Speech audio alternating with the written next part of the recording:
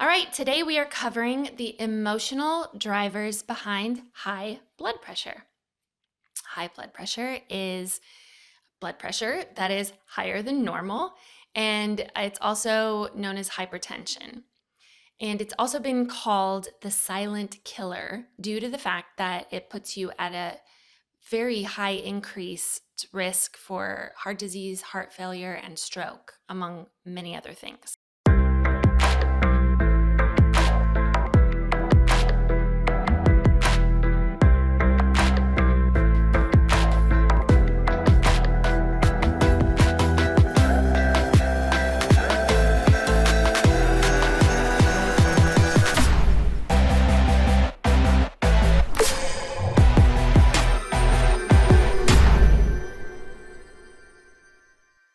Welcome back to the Mind Change Podcast. I'm your host, Heather McKean.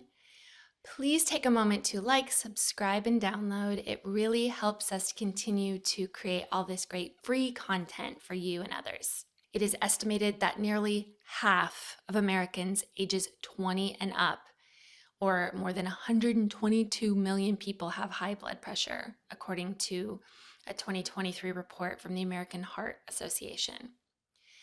Though it's totally preventable, approximately 10 million people die from it every year. Now, in the early 1900s, hypertension was actually rare. It was less than 5% of the adult population in most areas of the world. So within just 100 years, a major problem has evolved. So let's take a look at some of the potential emotional drivers behind high blood pressure. One of the major emotional drivers behind hypertension is emotion suppression, especially around anger. Now, typically in early years for these people, they tend to be overly compliant as children. So, interestingly enough, these are the children that we love to have, right? They're eager to please. They want to do what people want them to do. They're gonna comply, they're gonna obey, they're gonna follow the rules, and they seem to be eager to do that. Doesn't mean they're never gonna, do a little bit of rebellion here or there, but overall, these are overly compliant, trusting children. And that's great. That's wonderful. But without healthy boundaries, oftentimes these children end up in situations where eventually they feel controlled or manipulated. But these people also may have learned that it's not okay or safe to express emotions, especially anger. So let's think about that.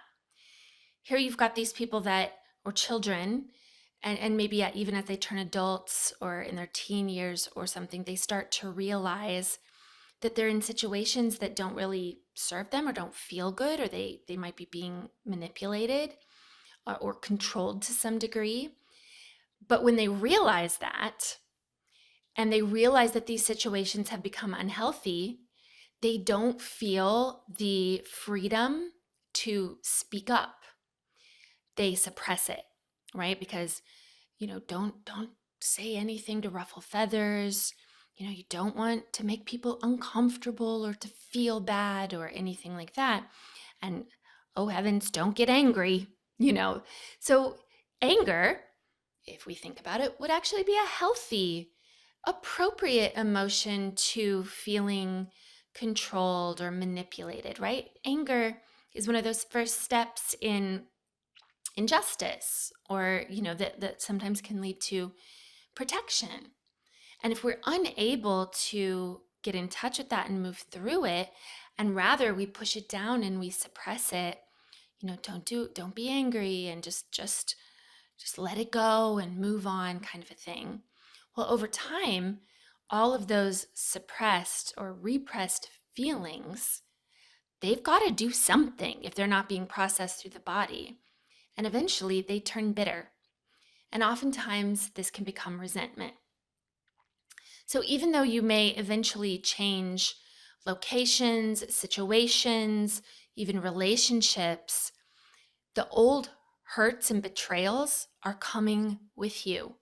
They're traveling with you wherever you go. They're deeply put down into you and covered over, but they're there nonetheless. And over time, they will significantly build up.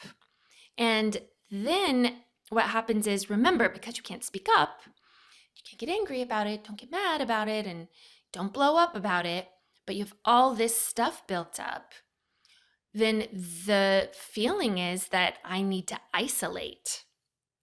I just need to get further and further away from people, because if you keep finding yourself in these situations where, you're being controlled or manipulated, or you're in these unhealthy relationships, but you can't speak up and you can't have boundary creation externally, then what we think that we need to do is just get away, isolate, be by ourselves, right? Because the belief is you cannot count on others. And so we become even more insulated because deep down we're untrusting. And these people also tend to not like to ask for help, possibly because, in that eager to please, the compliance, they are trying to be helpful by obeying and doing the right thing. To ask for help might possibly convey that they aren't getting what they need. And again, that's something that they're not going to feel comfortable doing and that they'll push down. And so what we see is over time, these people, again, pulling back and isolating and not trusting others, they prefer to keep their own counsel and kind of disconnect and have a very, very small circle, if anybody at all, that they feel able to be fully themselves with. And over time, all of this produces a great need to actually be in control.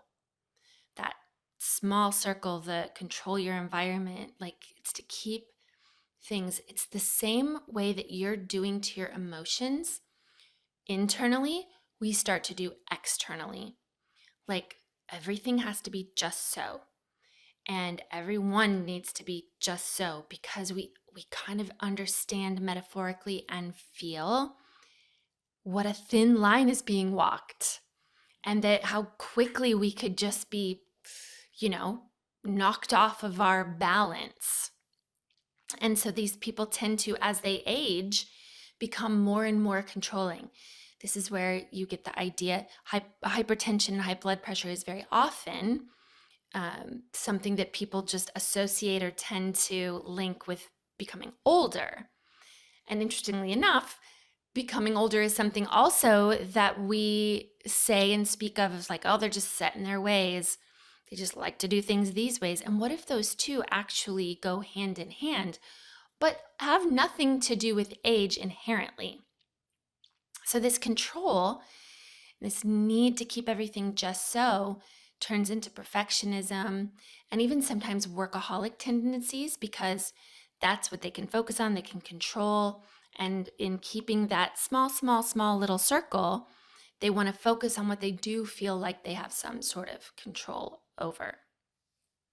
As this progresses, continually undealt with, these people become more and more fearful and stress sensitive. And again, because they're not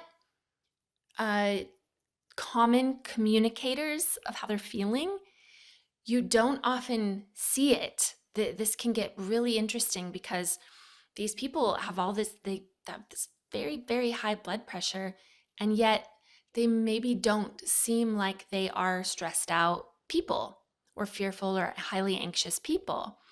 But that is all being bottled up and kept under the surface, and they project this even keel and everything's okay, because again, it's going to that childhood compliancy, that childhood desire to not rock the boat. But what it's doing on the inside is just continuing to almost shake like a Coke bottle, if you will. So all that pressure. Back to childhood, another driver there, could also begin if you had parents who you perceived to be very driven by achievement or status or what other people think of you. And if you maybe already have a little bit of a tendency to be compliant, and then you get into a childhood environment where this perception is that I will be accepted, I will be loved, I will get what I need and what I want if I achieve and if other people see me as a success. Well, the pressure of all of that in childhood creates an environment of catering to the desires of other people above yourself. Again, it goes back to what I was saying before, in order to obtain acceptance through an outward appearance. As an adult, these people may find themselves easily offended and defensive. And remember, this is this precarious little journey here, because though they're not used to speaking up for themselves and processing their emotions, the, the the Coke bottle, again, if you will, all they're doing is trying to keep them from just overflowing, right? So that stress sensitivity that we spoke about before makes them, any little thing that sets off their routine, their known, their very close circle, the things that keep them safe, the things that keep them feeling like, they're not going to pop, that becomes smaller and smaller and smaller. So what happens is they become easier and easier and easier to offend, and they become defensive. And that's, again, because they've not processed all the perceived negative interactions in the past, and they're just built up, and they feel less and less and less safe, even within that small little circle that they've created. So with loved ones and the few people that they let in, they will tend to suppress negative emotions for fear of hurting them. So that just, if you can think about that, that just keeps that vicious cycle going, right? Then loved ones are like, wait, you never told me that bothered you. And yet the person is so bothered, sometimes seems like such strong overreactions. And yet the loved one will be like, I had no idea that because for one, the person doing the high blood pressure, it does not have the experience of speaking up. And they're also trying to be compliant, but they feel so unsafe with their small, small circle that any little thing that you do to disrupt that flimsy safety is going to come out with a pretty big reaction or emotion. So it probably wouldn't be surprising to find out that there's a lot of linking between these people having a difficult time being able to relax, like truly relax into their body. And it also is often tied in with poor sleeping. So insomnia, sleep issues, those things often go hand in hand with high blood pressure or hypertension, because if you think about it, the time we sleep is when our subconscious mind, it does all the filing and everything like that, and our conscious mind goes offline. If the need to control and thinking through all the worst case things that could happen, and worrying about, have I offended this person, or is this person okay, and am I okay, and all this stuff, those are all conscious proceedings and awarenesses. And it starts to happen where the body feels like it's unsafe to let go of the conscious awareness, the conscious state. And so it holds on to the consciousness and does not let the subconscious do the work that it so desperately needs to do, that happens during sleep. So again, on the outside for these people, it's very important to them that they don't look weak or vulnerable, or that they are offended, because God forbid they should offend anybody else, right? And yet what's happening on the inside is unsafe, fearful, insecure. And it's really that constant incongruency that causes the heart to stay in that state of hyper awareness and hypervigilance, which leads to an increase in blood pressure, right? These people can be less responsive to treatment outside of medication, which medication is one of the most common things for this, right? You have high blood pressure, you need to get on blood pressure medication. Because even though it's reversible and treatable, it requires a change in beliefs or routines. And because they tend toward being untrusting, it can be difficult for them to let others in who they may need to help kind of unravel all of these past hurts and these negative biases and the different ways that they've maybe even contributed to this, though not to blame, just that they actually have some agency and some power in this.